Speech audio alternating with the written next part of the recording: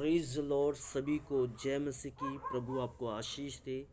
मैं परमेश्वर का धन्यवाद करता हूँ इस वक्त के लिए कि परमेश्वर ने मुझे ये मौका दिया। और आज जो मेरा विषय है कि ज़्यादा बोलने वाले लोगों के लिए मैं आज बात करूँगा कि जब हम अधिक बोलते हैं तो हम बहुत सारी आशीषों को अपने गवा देते हैं।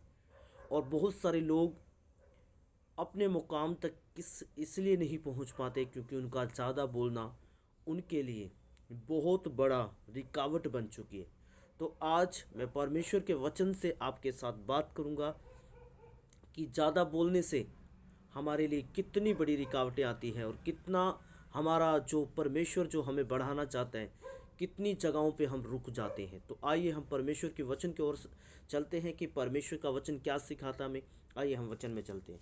मेरे साथ निकालें, अगर आपके पास बाइबल है तो आप बाइबल को खोल लें, भजन संगीता और उसका 131 अध्याय को निकालें और मैं पढ़ूंगा आप लोगों के लिए। यहाँ पे लिखा है, ऐ यहोवा, ना तो मेरा मन गर्व से और ना मेरी दृष्टि घमंड से भरी है, और जो बातें बड़ी और मेरे लिए अधिक कठिन हैं उनसे मैं काम नहीं रखता।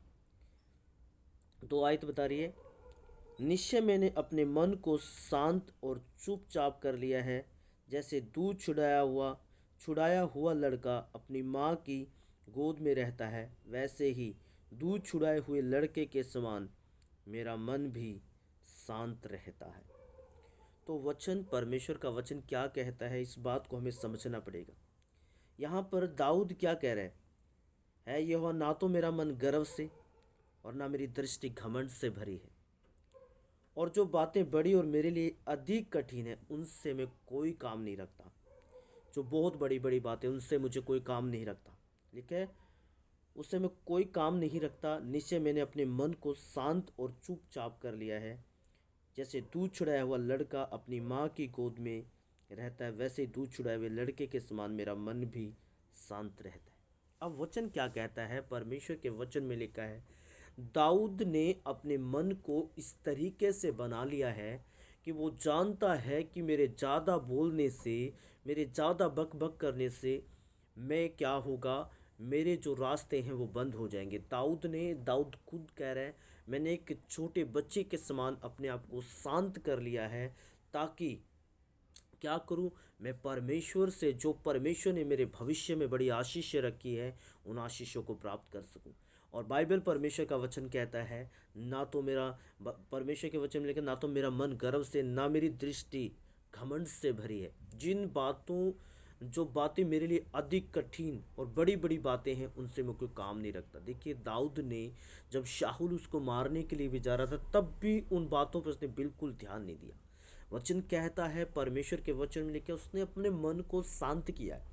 आज लोगों के अंदर ये बड़ी गड़बड़ेशन है कि लोग अपने मन को शांत नहीं रखते हैं और लोग इतनी बातें करते हैं, इतना बोलते हैं। अगर आप एक व्यक्ति से मिलेंगे, अगर वो इतना बोलने वाला है, इतना बोलने वाला है, अधिक बोलने वाला है, तो मैं आपको बताना चाहता हूँ, जो उसके लिए आशीष है वो रुक जाएगी। और बड़ी आशीषों को प्राप्त करने के लिए हमें शांत रखना पड़ता है। दाऊद ने, परमेश्वर के वचन के अनुसार, दाऊद ने अपने आप को इस तरीके से बना लिया कि उसने क्या कह रहा है, वो एक छोटे बच्चे की तरह, मैंने अपने मन को शांत कर लिया। वो एक छोटे बच्चे का उदाहरण लेता है कि उसने अपने मन को इस तरीके से शांत कर लिया है कि बाइबल, परमेश्वर का वचन कहता है, जब उसने शांत किया अपने आप को, और परमेश्वर के वचन में लिखा है, जब उसने ऐसा बना लिया तो दाऊद के समान पूरी पूरे इज़राइल में ऐसा राजा नहीं हुआ जो दाऊद के बराबर हो। बाइबल, परमेश्वर का वचन कहता है, क्यों? क्योंकि उसने अपने मन को परमेश्वर के वचन के अनुसार शांत किया।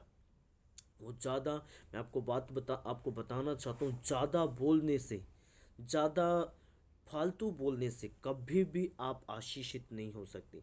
ज़्यादा बोलने से बखेड़े खड़े होते हैं, ज़्यादा बोलने से आपका मन दुखी होता है और आपके सर में भी दर्द होगा। ज़्यादा बोलने से आपके जो बहुत सारे रास्ते खुलने हैं वो भी बंद हो जाते।